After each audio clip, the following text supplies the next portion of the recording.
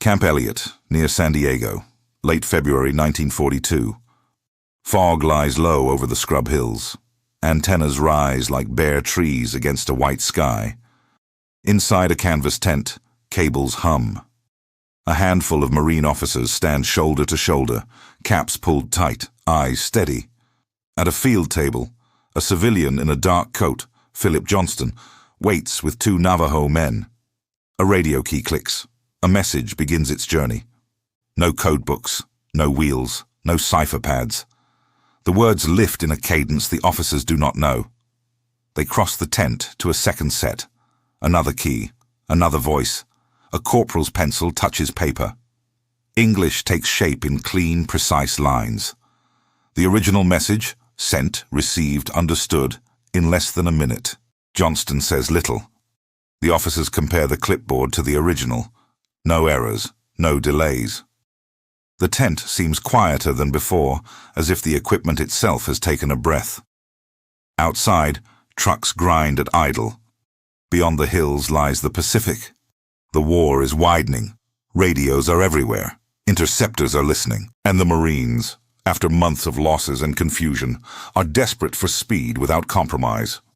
To understand why a spoken net could change a battlefield, we need to see the problem it was built to solve. In 1942, the Pacific was a web of radios. Ships, airfields, jungle clearings, foxholes, voices pressed into static. Every order risked an audience. Pearl Harbor had shattered the old rhythm on 7 December 1941.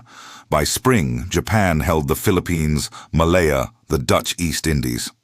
American forces were scattered, learning a new war across thousands of miles. Amphibious landings demanded precision under fire. Precision demanded speed. Speed demanded radios.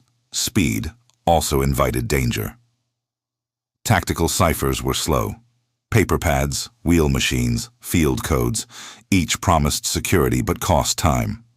Minutes mattered to an infantry company under mortars or to a destroyer calling air cover. Too often, units cut corners. Plain English leaked onto the air. Improvised word lists were reused.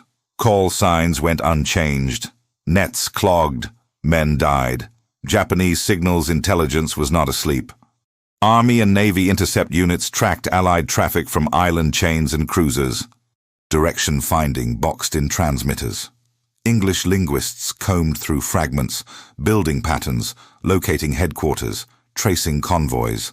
They didn't need to read every word to be effective. Timings, call signs, and repetition told stories of their own. The safest message was the one never sent. The fastest safe message was the one the enemy could not understand. In 1942, the Marine Corps was expanding fast. New divisions were forming. New radios were issued. Field discipline lagged behind need. Wire lines snapped under shell fire or disappeared in jungle.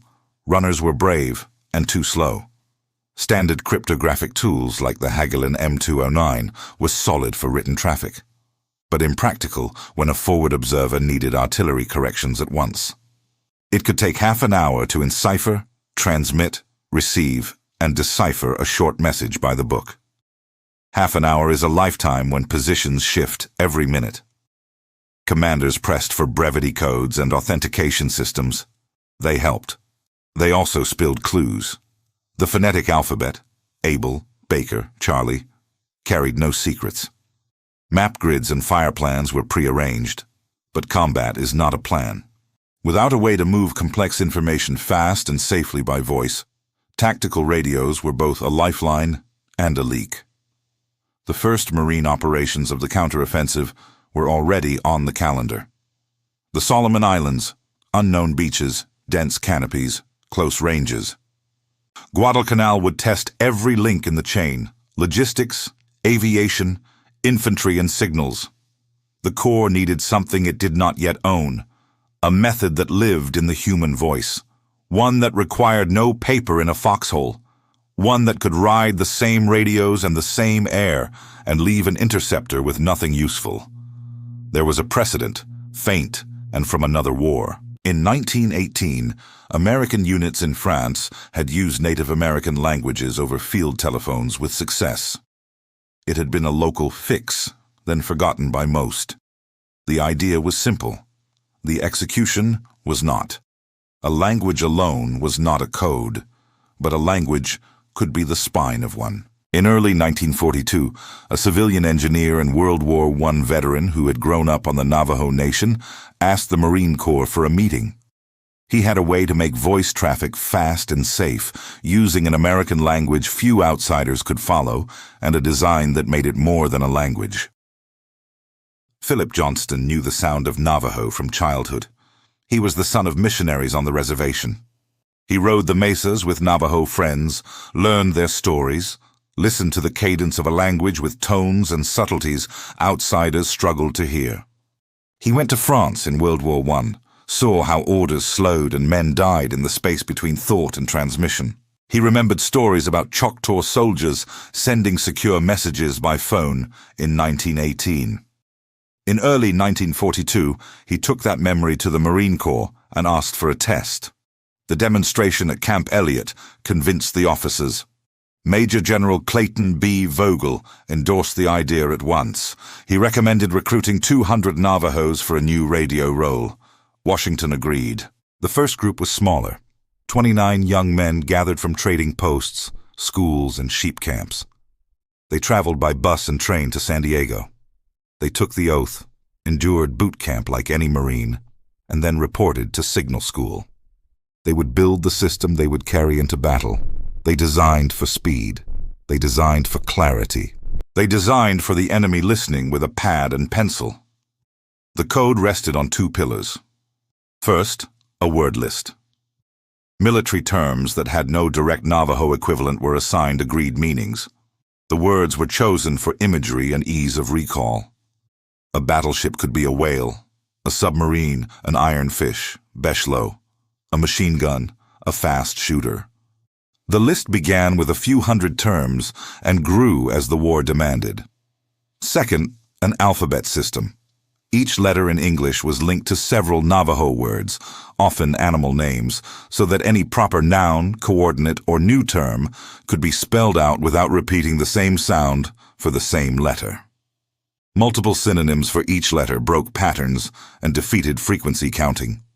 They wrote it down only in training. The dictionary stayed locked at the school. The men memorized and recited until the list lived in muscle and memory. Then the papers were taken away. In the field, there would be no books. If captured, a code talker could not surrender what he did not carry. They practiced on the same field sets the infantry used. Headsets biting into the ear. Batteries fading at the worst times. Static like rain on tin. A sender spoke Navajo, but what he spoke was code built on Navajo. The receiver translated back into plain English for his commander. No intermediate steps, no typing, no wheels, no pads. Seconds instead of minutes. And because the code talkers worked in teams, one could send while another logged, reducing errors to almost none. Officers tested them with drills. Send this fire mission. Correct that grid. Change the call sign map. The Navajo teams kept pace while others stalled over cipher charts. The results were written up. The Corps expanded the program. More recruits arrived. The training pipeline widened. The first teams were assigned to infantry regiments and artillery battalions, with a plan to place at least 2 code talkers at each critical radio. By midsummer 1942, they were on ships headed west with the 1st Marine Division. The new system would not debut in a classroom or on a calm parade ground. It would begin on a strip of contested earth called Guadalcanal, where radios failed, wire lines broke, and the night had a voice of its own. Guadalcanal, August 7th, 1942. Dawn over iron-dark water. Higgins boats grind toward a green shore. The 1st Marine Division lands under a low ceiling, the air heavy with heat and the smell of wet earth. In packs and ammo crates lie the same field sets every unit carries. On several radios, there is something new, a voice net that uses no paper and wastes no time.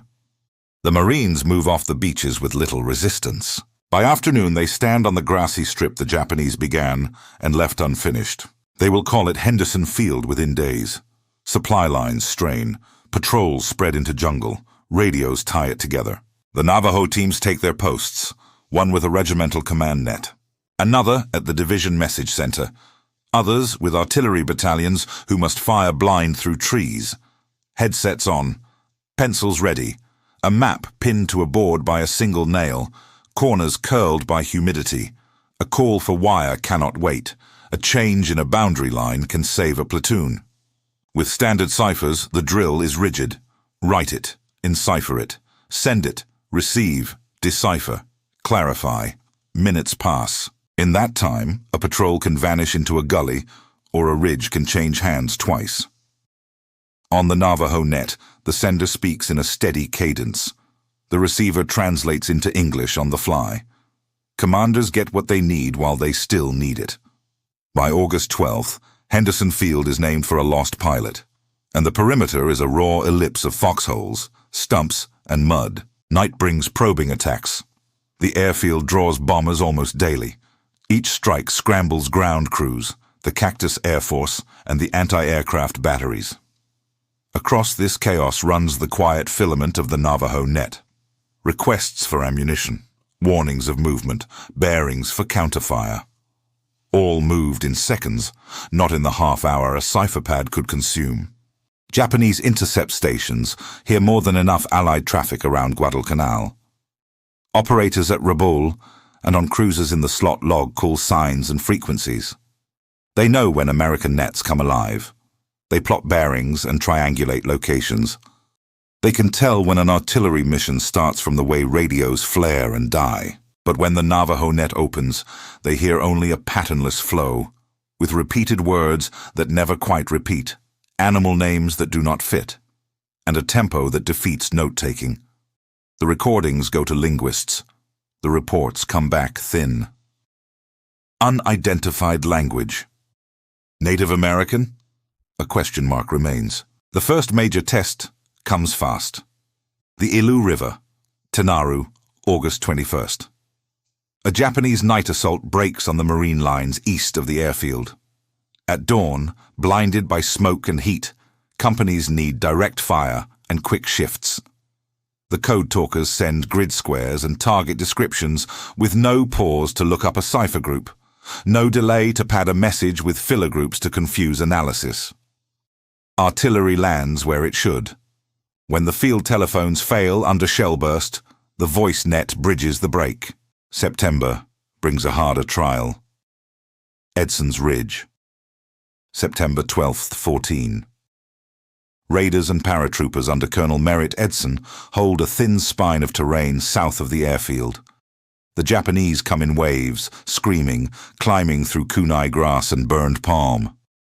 On the ridge and in the command post, messages slash back and forth. Reinforce here. Pull back 50 yards. Fire along this draw. The Navajo operators send and receive while the ground shakes. They do not consult a book. They do not pause to encipher. The ridge holds. Weeks stretch into October. The Matanikau valleys become names in a ledger of patrols and ambushes. The 11th Marines adjust their fires through fogged lenses.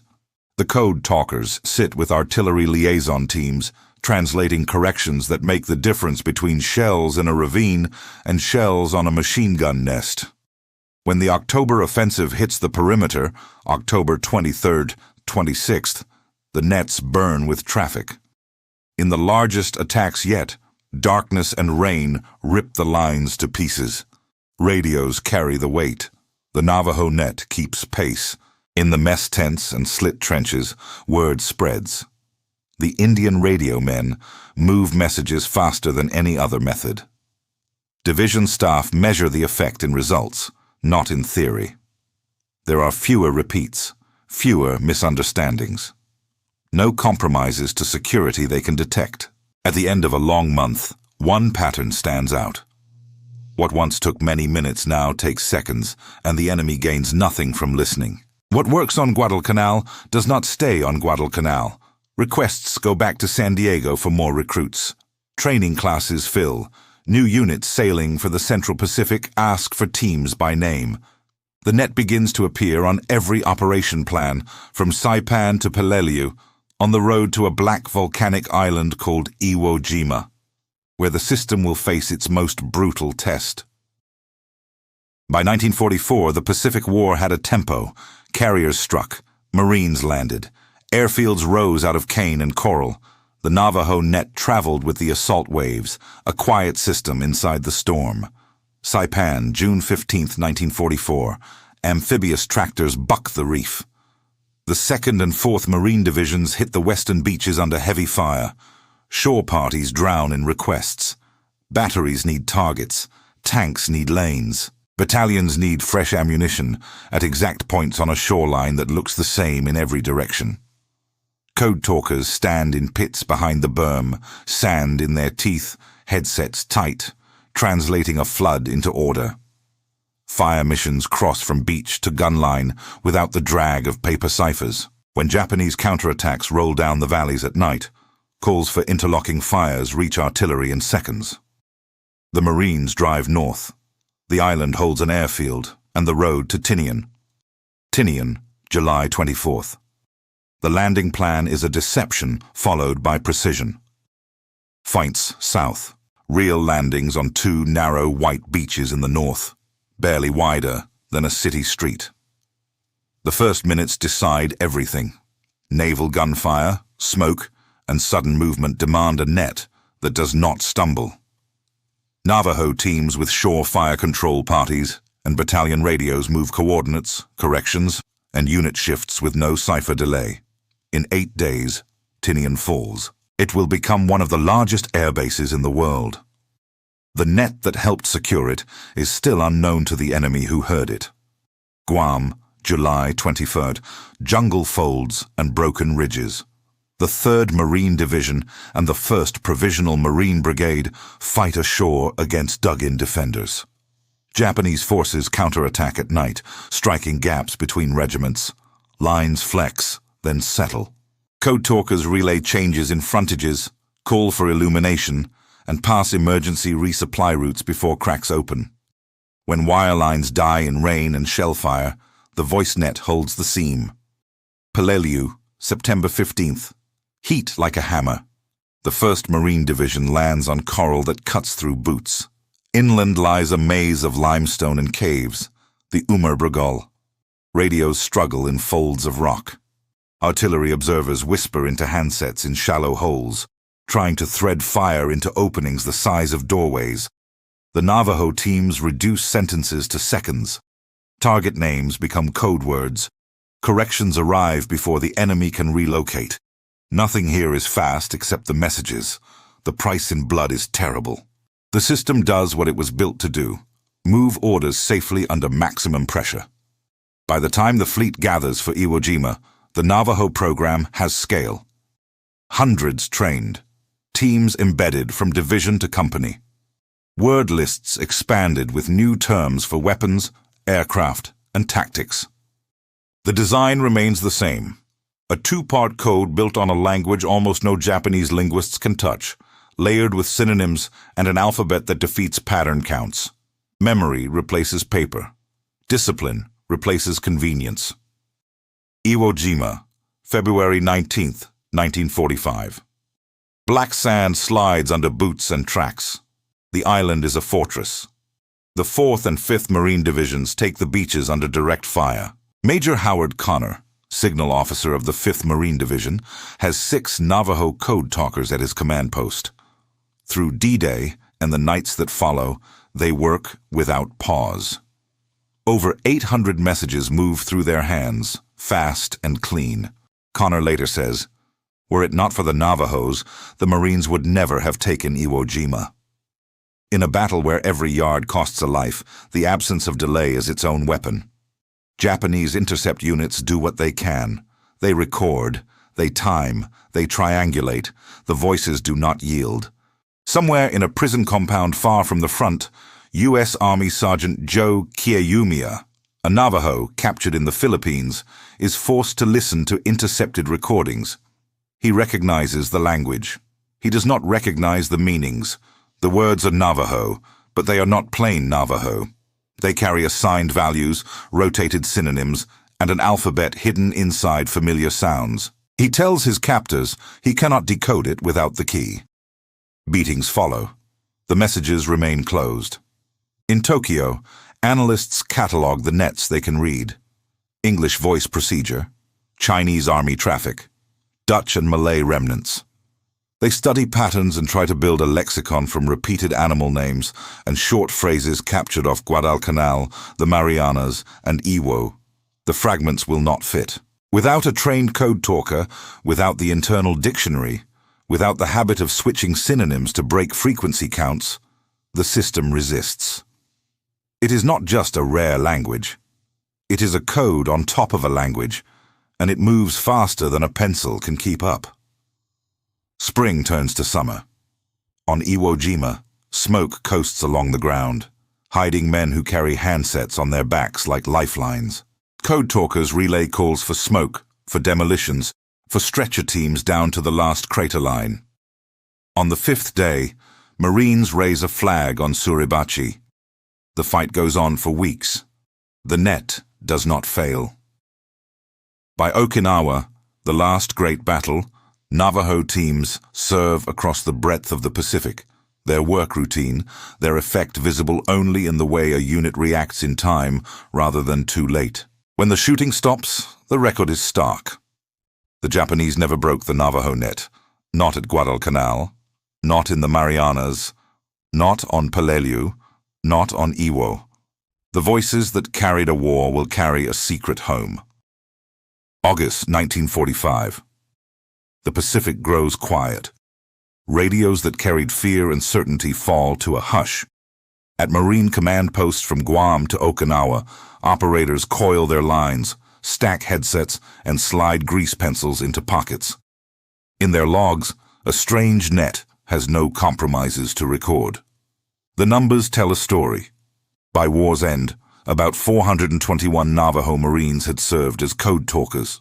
Teams worked in every Marine division and most regiments, from the first landings in the Solomons to the last heavy fights. They handled thousands upon thousands of messages, routine reports, fire missions, emergency calls, at a speed that conventional ciphers could not match. On Iwo Jima, 6 men at Major Howard Connor's post alone moved over 800 messages with complete accuracy. The pattern repeats across campaigns. The error rates stay low. The enemy gains nothing usable. What they built kept growing under fire. The original vocabulary, about 201 agreed code terms, expanded to roughly 411 by 1945. New aircraft, new ships, new tactics. The alphabet system kept its redundancy, cycling synonyms to defeat frequency counts. The rule held: no codebooks in the field. If a man fell, he carried no paper key. If a net went down, nothing written could be seized. The shield was the memory of the men on the line. Japanese signals intelligence never solved it. They heard the cadence and caught repeated animal names and short phrases. They built lists. They tried to match fragments from one island to another.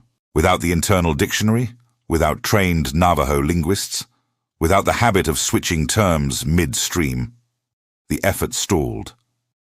Reports filed in Tokyo and regional commands flagged the traffic as unknown. It stayed unknown until the war ended. Not every return was easy. At least 13 Navajo code talkers were killed in action. Many more were wounded. Those who came home carried the strain of jungle nights and black sand days. The GI Bill helped some start businesses, buy land, or go to school. Others returned to sheep camps and chapter houses where the war felt far away and close at once. They had served as Marines under a flag that had not always cared for them. They did not speak publicly about what they had done, even when asked. Secrecy held them quiet. The program was classified at war's end and stayed sealed for decades. The Marine Corps kept the option to reuse the system.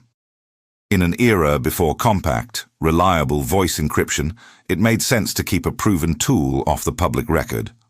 Files went into archives. After-action reports were stamped. The men were told to keep their silence. Even families heard little more than, "I ran radio." That was it. In the 1950s and 1960s, the world raced ahead. Jet bombers, transistors, satellites. The Navajo net remained a closed chapter. A few stories leaked as veterans aged. Press articles sketched outlines without detail. Myths grew in the gaps. Some said they had armed escorts with orders no one could verify. Others said the language alone made the system unbreakable, as if design and discipline did not matter. The record would correct some of this. But the record was still closed. Only when classification lifted would the public see how the net was built, how it was used, and why it endured under pressure. Declassification came in 1968. The Marine Corps opened files. A training manual and the wartime dictionary, once locked in cabinets, entered archives. Reporters found veterans. Families learned what radio operator had meant. The shape of the system became public. A built vocabulary layered on Navajo, an alphabet with rotating synonyms, strict radio discipline, and a ban on carrying code books into battle. The outline matched the results noted in field logs. Speed, accuracy, silence to the enemy. Recognition followed in steps. In 1982, President Ronald Reagan proclaimed August 14th as National Navajo Code Talkers Day. Parades and school programs began to tell the story more widely. In 2000, Congress authorized congressional gold medals for the original 29 and silver medals for the other Navajo Code Talkers. The ceremony in the U.S. Capitol Rotunda took place in July 2001. Surviving members stood under the dome with their families and Marines who had once relied on their voices. The medals were a symbol, not payment, but symbols matter. More followed. The Code Talkers Recognition Act of 2008 extended honors to native code talkers from other tribes who served in both world wars: Comanche, Choctaw, Meskwaki, Hopi, Cherokee, and more, some in parallel programs, some earlier, all with service long undertold. Museums mounted exhibits. The National Archives digitized portions of the Navajo Code Dictionary. University linguists wrote about why the design worked. The record gained clarity where rumor had grown. The clarity corrected myths. The net did not rely on mystery language alone. Navajo is complex and unfamiliar to most outsiders, but a fluent speaker without the internal code list would not read a tactical message. Built terms turned ordinary words into precise meanings. A whale for a battleship, a sewing machine for a machine gun, a chicken hawk for a dive bomber. The alphabet added resilience. Multiple Navajo words mapped to each letter, rotated to break frequency analysis. Speed amplified security. By the time an interceptor captured a phrase and tried to fit it to a guess, the battlefield had already changed. Another myth faded too. Some code talkers recalled being assigned bodyguards, especially in early operations, a sensible precaution for any essential specialist under threat. But the oft-repeated claim of standing orders to kill a code talker rather than allow capture has no documentary foundation. What does appear consistently in the record is discipline. No code books in the field, no casual talk about the system, and a lifetime of quiet after the war at the government's request. Technically, the Navajo net reframed tactical communication security.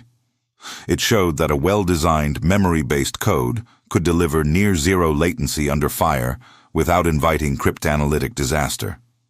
It also showed the limit of enemy SIGINT when faced with an unfamiliar language fused to a shifting key and high-volume, high-speed voice traffic. In a later age, machines would take over, secure voice modules, frequency hopping, digital encryption.